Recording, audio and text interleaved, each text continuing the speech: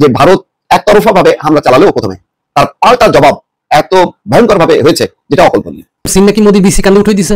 এখন ভারতের সামনে যে কি একটা দিন অপেক্ষা করতেছে, ভারতকে একেবারে পুরো এক ভরে করে রাখা হবে, কর্মের ফল অবশ্যই ভোগ করতেই হবে। আর দুই ফ্রন্ট থেকে চীন ও পাকিস্তানের এই যৌথ হামলা মোকাবেলার সামর্থ্য নেই ভারতের। এই ধরনের হামলা মোকাবেলার জন্য প্রস্তুত নয় ভারতীয় আর্মি। মাত্র 2 মিনিটে উড়ে যাবে ভারত। দেখেন মুসলমানরা কত ভয়ঙ্কর, মাত্র 2 মিনিটে উড়ে যেতে পারে। গ্রেটার বাংলাদেশ বানানোর ষড়যন্ত্র চলছে পশ্চিমবঙ্গকে। পশ্চিমবঙ্গের বেশ কয়েকটা জেলাকে বাংলাদেশের অন্তর্ভুক্ত করে নেওয়ার জন্য কাজ করে চলেছে একাধিক জঙ্গি সংগঠন। বাংলায় একটা কথা আছে, ইট মারলে পাটকেল খেতে হয়, তবে কার ইট কার পাটকেল সেটা নিয়ে প্রশ্ন। 5 মিনিটের মধ্যে ভারতকে পাল্টা জবাব দিয়েছেন পাকিস্তান। এটা যুদ্ধের ইতিহাসে বিরল বলে বর্ণনা করছে। এই রকম যুদ্ধের মধ্যে 5 মিনিটের মধ্যে এরকম তছনছ করে দিবে ভারতকে, এটা বিশ্বের এর আগে কোনো যুদ্ধে এরকম ঘটনা ঘটেছে বলে কারো জানা নাই। প্রায় 5 দশক পর, অর্থাৎ 50 বছর পর সেই দিন এসে গেছে, সেই ক্ষণ এসে গেছে। এবার শুধু খেলার পালা, খেলা হবে। 3 লক্ষ সৈন্যের একটা বিশাল রিজার্ভ তিনি করছেন। সেই ট্রেনিং করা সৈন্যগুলোর মধ্যে থেকে 82,000 রিজার্ভ সেনা গাড়িতে আছে এই মুহূর্তে। মোদী সরকার এখন বিধ্বস্ত, ভারত বিপর্যস্ত এবং বিধ্বস্ত হতে বাকি। এবার ভারতকে বড় ধাক্কা দিতে চলেছে ইউনুস প্রশাসন, আর এই বিষয়টি নিয়ে নাকি ইতিমধ্যেই প্রশাসনিক স্তরে নির্দেশও দিয়ে দিয়েছেন ইউনুস। সে ভারত দিনের আলোতে সীমান্ত ছেড়ে পালিয়ে গেল। এবার দেখলাম আমাদের প্রিয় ভাইরা জবাব দিয়েছেন দখলদার বাহিনীকে। শব্দ পাওয়া খবর হচ্ছে যে ভারতের বিপক্ষে আফগানরাও প্রস্তুত। দিল্লির আকাশে অন্ধকার। ডক্টর ইউনূসকে রাষ্ট্রপতি ও তারেক রহমানকে প্রধানমন্ত্রী করে জাতীয় সরকার গঠনের প্রস্তাব, আপনি কি একমত? আসসালামু আলাইকুম প্রিয় দর্শক, বর্তমান সময়ের রাজনৈতিক প্রেক্ষাপট বা পরিস্থিতির উপর বিশ্লেষণ করে আপনাদের সামনে কিছু গুরুত্বপূর্ণ ভিডিও ফুটেজ নিয়ে হাজির হয়েছি। এমনকি দর্শক, আমি আশা করছি যারা ভিডিওটি অন করেছেন তারা সম্পূর্ণ ভিডিওটি মনোযোগ সহকারে দেখবেন, তাহলেই বুঝতে পারবেন ভিডিওর মূল রহস্য বা আসল ঘটনাগুলো। তো প্রিয় দর্শক, আমি আর বেশি কথা বাড়াতে চাই না, চলুন দেখে আসি আজকের সেই কাঙ্ক্ষিত ভিডিওগুলো। তবে তার আগে বলি, যারা এখনও চ্যানেলটি সাবস্ক্রাইব করেননি তারা চ্যানেলটি সাবস্ক্রাইব করে পাশে থাকা বেল আইকনটি বাজিয়ে দেবেন। আর যারা ইতিমধ্যে সাবস্ক্রাইব করে রেখেছেন তাদেরকে অসংখ্য ধন্যবাদ। তো চলুন দর্শক, একটা লাইক দিয়ে আমরা ধারাবাহিকভাবে সকল ভিডিওর বিস্তারিত আলোচনা দেখে আসি। পাকিস্তানের পক্ষ থেকে মাত্র 5 মিনিটের মাথায় পাল্টা আক্রমণে ভারত যে ক্ষয়ক্ষতির সম্মুখীন হয়েছে সেটার পরিসংখ্যান কিন্তু ভারতের পক্ষ থেকে লুকানোর চেষ্টা করেছেন।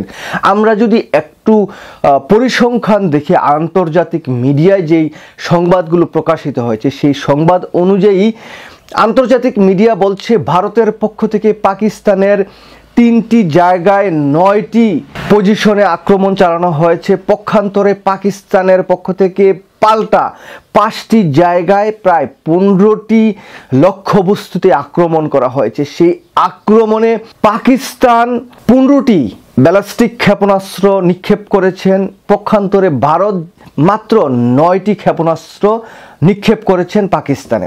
অন্যদিকে যদি আমরা দেখি, একটি মসজিদ ধ্বংস করেছে ভারতের পক্ষ থেকে পাকিস্তানে। অন্যদিকে পাকিস্তান কি করেছেন, ভারতের একটি এয়ারবেস কিন্তু ধ্বংস করে দিয়েছেন।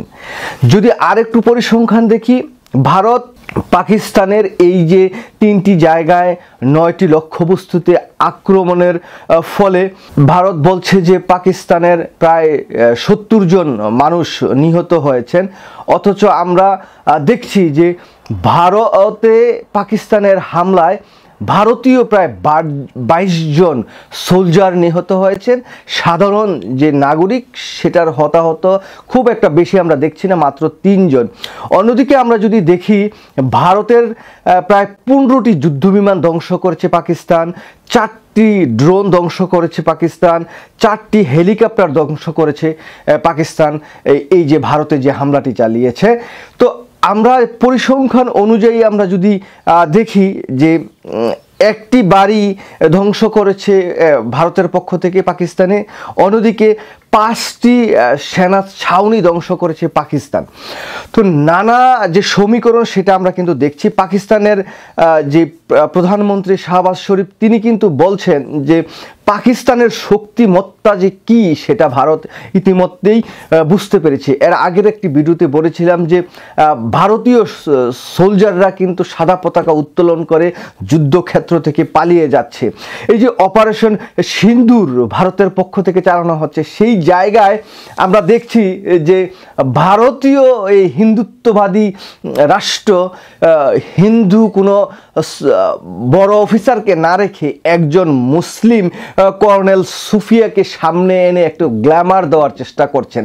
দেখুন, ভারত ওই যে সিনেমার যে হলিউড বলিউডের সিনেমা, সে সিনেমার দৃশ্য আবার এই যে বাস্তবিক যে যুদ্ধক্ষেত্র, সেই জায়গায় কিন্তু তারা সেটা আনার চেষ্টা করেছেন। এই কর্নেল সুফিয়াকে সামনে এনে তারা একটু গ্ল্যামার ট্ল্যামার দিয়ে যুদ্ধটাকে হয়তো বা অন্যরকম একটু দেখানোর চেষ্টা করেছেন, কিন্তু প্রকৃত যে সমীকরণ, প্রকৃত যে ক্ষয়ক্ষতির যে পরিসংখ্যান, সেটা কিন্তু পাকিস্তানের থেকেও অনেক বেশি হচ্ছে ভারতের।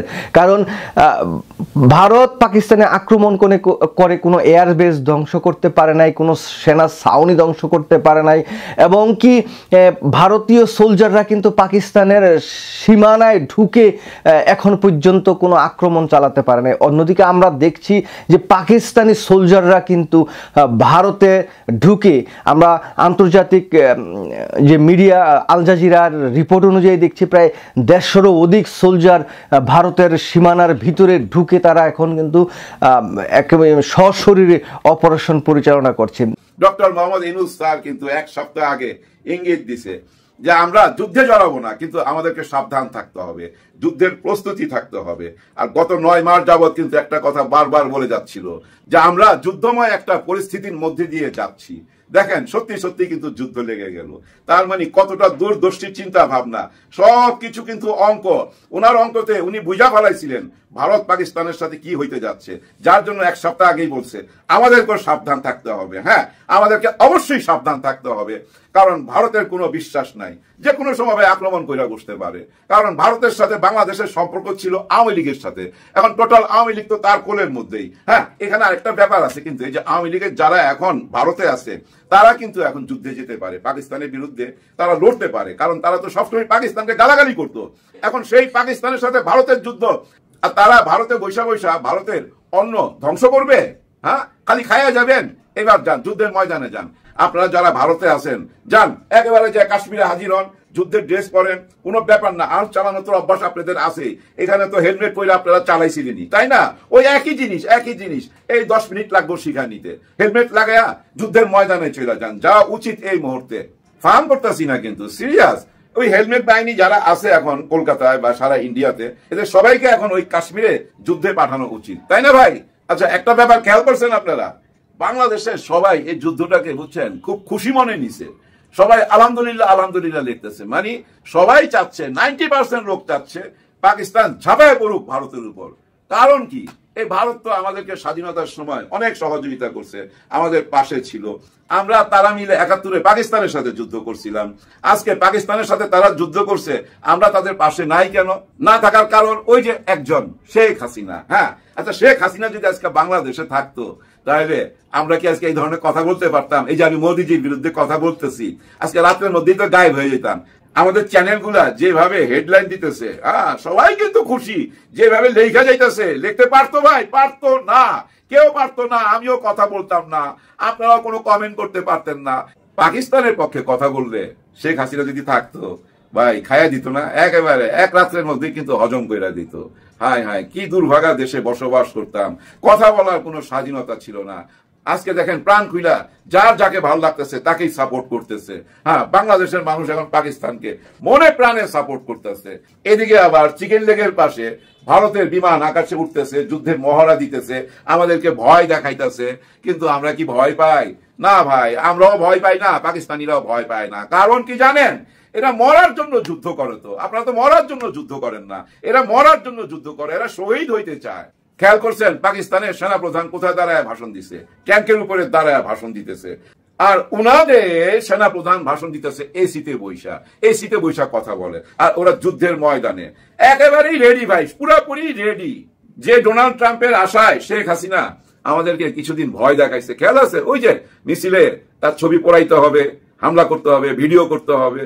মোদিজিরও অনেক আশা ভরসা এই ডোনাল্ড ট্রাম্পকে নিয়ে, ওনার বন্ধু, জিগরি বন্ধু। কিন্তু বন্ধু বলছে এটা লজ্জাজনক। কিন্তু এটা মুখের কথা হইতে পারে, আবার এটা মাথায় রাখেন, ভিতরে ভিতরে ওই যে মরণাস্ত্র বিক্রি ধান্দা হইতে পারে।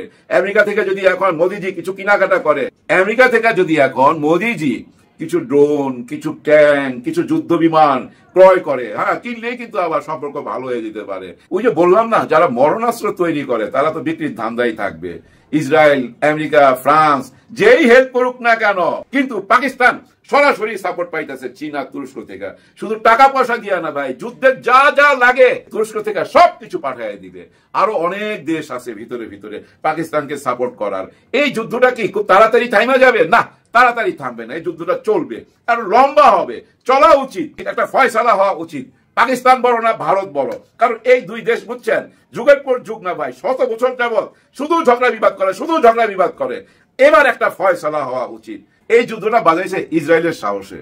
দেখেন কয়েকদিন আগে এই যে শুভেন্দু অধিকারী ওই যে 3 বাটি গরুর মাংস খাইছিল, যে এই বান্দা কি বলছিল, মুর্শিদাবাদকে, কাশ্মীরকে গাজা বানিয়ে দাও, গাজা বানিয়ে ফেলো, বোম মেরে উড়িয়ে দাও বলছিল না? বলার পিছনে কারণ কি? একটাই কারণ জানেন, এই মোদিজি এবং ইসরায়েল এরা সবাই কিন্তু ইসলাম বিদ্বেষী মানুষ, এরা মুসলমানকে দেখতে পারে না। আর এই মুসলমান বিদ্বেষী বলেই জানেন রাতের অন্ধকারে আক্রমণ করলো এবং এতে 2টা মসজিদ ধ্বংস হইলো। এটা কিন্তু অনেক বড় রিয়াকশন হবে মুসলমান দেশগুলোতে। আমাদের দেশেও কিন্তু রিয়াকশন হয়েছে, যার জন্য সবাই আলহামদুলিল্লাহ আলহামদুলিল্লাহ বলতেছে এবং সবাই পাকিস্তানকে সাপোর্ট করতেছে। নরেন্দ্র মোদী আসার পর থেকেই জানেন ভারতে হিন্দু মুসলমান দাঙ্গা বিদ্বেষ এটা আরম্ভ হয়েছে। আমি জানি না এরকম প্রধানমন্ত্রীকে ওরা কিভাবে মাইনা নেয়। এই মানুষটি জানেন হিন্দু আর মুসলমানের সাথে দ্বন্দ্ব বাধায় দিয়া ক্ষমতায় থাকতে চায়, এর আর কোনো উদ্দেশ্য নাই। আজকে ভারতটাকে জানেন ধ্বংসের মুখে নিয়ে চলে গেছে এই নরেন্দ্র মোদী। আশেপাশে তার কোনো বন্ধু রাষ্ট্র নাই, আমরা ছিলাম, আমরাও নাই। আমরা তো ওই পাকিস্তানকে সাপোর্ট করব না কি করব, সময় আলে বুঝতে পারবেন। বাংলাদেশকে প্রস্তুত থাকতে হবে। ডক্টর ইউনূস স্যার বলছেন আমাদেরকে যুদ্ধের প্রস্তুতি রাখতে হবে, কিন্তু আমরা জনগণ চোখ কান খোলা রাখবো, আমরা প্রস্তুত থাকবো। মুসলমান অলওয়েজ শহীদ হওয়ার জন্য প্রস্তুত থাকে। 5 মিনিটের মধ্যে ভারতকে পাল্টা জবাব দিয়েছেন পাকিস্তান। এটা যুদ্ধের ইতিহাসে বিরল বলে বর্ণনা করছে আন্তর্জাতিক মিডিয়া থেকে। এই রকম যুদ্ধের মধ্যে 5 মিনিটের মধ্যে এরকম তছনছ করে দিবে ভারতকে, এটা বিশ্বের এর আগে কোনো যুদ্ধে এরকম ঘটনা ঘটেছে বলে কারো জানা নাই। প্রিয় দর্শক, আমরা চলে যাচ্ছি আজকের একটি নিউজে, যেখানে পাকিস্তানে যে প্রস্তুতি নিয়েছে ভারতের উপর হামলা করার জন্য, তাদের সেনাবাহিনী, নৌবাহিনী, বিমান বাহিনীকে তাদেরকে অর্ডার করা হয়েছে এবং অনুমোদন দেওয়া হয়েছে ভারতের উপরে ক্রমান্বয়ে যুদ্ধ চালিয়ে যাওয়ার জন্য। আমরা এই নিউজটার মধ্যে এখন দেখতে পাচ্ছি ভারতের বিমান হামলার জবাব দিতে পাকিস্তানের সশস্ত্র বাহিনীকে অনুমোদন দেওয়া হয়েছে। বুধবার 7 মে পাকিস্তানের প্রধানমন্ত্রী শেহবাজ শরীফের নেতৃত্বে জাতীয় নিরাপত্তা কমিটির বৈঠকে এই সিদ্ধান্ত হয়। এই সিদ্ধান্তটি হলো এখন ভারতকে আক্রমণ করার জন্য প্রধানমন্ত্রী শেহবাজ শরীফ ওখানের প্রত্যেকটা প্রতিরক্ষা বাহিনীর সদস্যদের, শীর্ষ স্থানীয় যারা কমান্ডো আছে তাদেরকে ডেকে এই অর্ডার, উনি এই অনুমোদন দিয়ে দিয়েছেন। বৈঠক শেষে ইসলামাবাদ জানিয়েছে পাকিস্তানের সশস্ত্র বাহিনীকে এই বিষয়ে সংশ্লিষ্ট পদক্ষেপ গ্রহণের জন্য যথার্থভাবে অনুমোদিত করা হয়েছে, তাদেরকে অনুমোদিত করা হয়েছে এটার পাল্টা কঠিন জবাবে তারা যেন যুদ্ধ চালিয়ে যান। জিও টিভির প্রতিবেদন অনুসারে জাতীয় নিরাপত্তা কমিটির বৈঠকে পাকিস্তান ভারতের হামলার অপ্রীতিকর যুদ্ধের কর্মকাণ্ড এবং সার্বভৌমত্ব প্রকাশ্য লঙ্ঘন হিসাবে বর্ণনা করা হয়েছে। পাঞ্জাব ও আজাদ কাশ্মীর জুড়ে নয়াদিল্লির ক্ষেপণাস্ত্র, বিমান ও ড্রোন হামলার তীব্র নিন্দা জানিয়ে কমিটি বলেছেন জাতিসংঘ সনদের 51 অনুচ্ছেদের অধীনে পাকিস্তান প্রতিক্রিয়া জানানোর অধিকার সংরক্ষণ করে। এটা মানে জাতিসংঘের সনদের 51 অনুচ্ছেদ অনুপাতে কেউ যদি আমার উপর আঘাত করে তাহলে আমি পাল্টা আঘাত করার অনুমোদন জাতিসংঘ দিয়ে রেখেছে। আর সেই অনুমোদনটাই তারা বাস্তবায়ন করেছে 5 মিনিটের মাথায়, যেটা কখনো ভারত কল্পনা করে নাই এবং বিশ্বব্যাপী কোনো বিশ্ব নেতারা কল্পনা করে নাই এত তাড়াতাড়ি যুদ্ধের কিভাবে জবাব দেওয়া হয়।